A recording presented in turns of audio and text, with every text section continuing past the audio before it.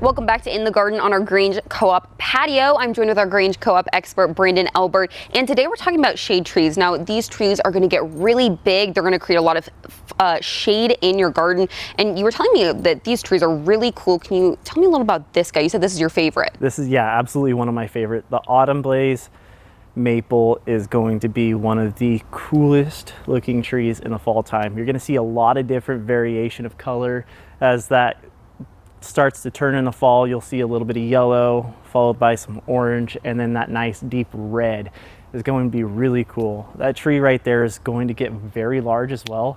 You're going to see about 45 feet tall on it. Wow. And in a 25 to 30 feet wide. So it's going to create a lot of shade. If you have a nice big open lawn or a big open area and you get a lot of sun hitting your house, or you just want it shaded, that's going to be a very fast growing large tree to throw in there. It's going to work out very well for you.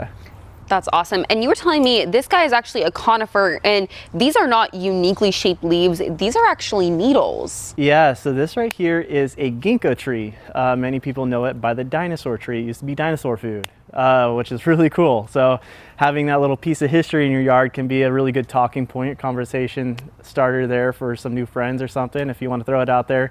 This variety right here is going to get in that 40 feet tall and 20 feet wide as well, so it is going to cast a lot of shade on it, on your yard as well.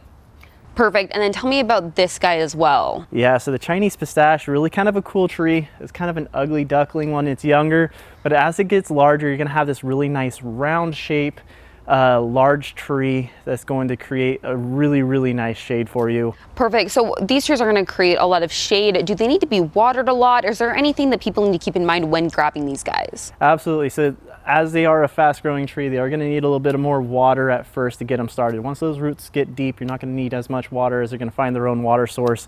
But getting them started, consistent watering is very important. Also, if I may add, using a good product like the soil builder conditioner, mix that 50-50 with the native soil as you plant it. That's going to help with water retention. As these are all fast growing trees, I like to recommend a slow water for a longer period of time. So a slow trickle for a longer period of time is going to help that water soak down deeper instead of just spread out. Especially if you're in a lawn, everybody's like, oh, I don't want maples in my lawn, I'm gonna see roots. Get that slow deep water on there, and those root systems will follow that water. So on a nice slow trickle for a longer period of time versus a lot of water all at once. All right, well, Brandon, thank you so much for telling us more about these shade trees. If you have any more questions about these absolutely giant trees that are going to be such a great addition to people's sunny yards, you can always head to a Grange Co-op and talk to an expert like Brandon. Thanks for joining us. We'll see you next time.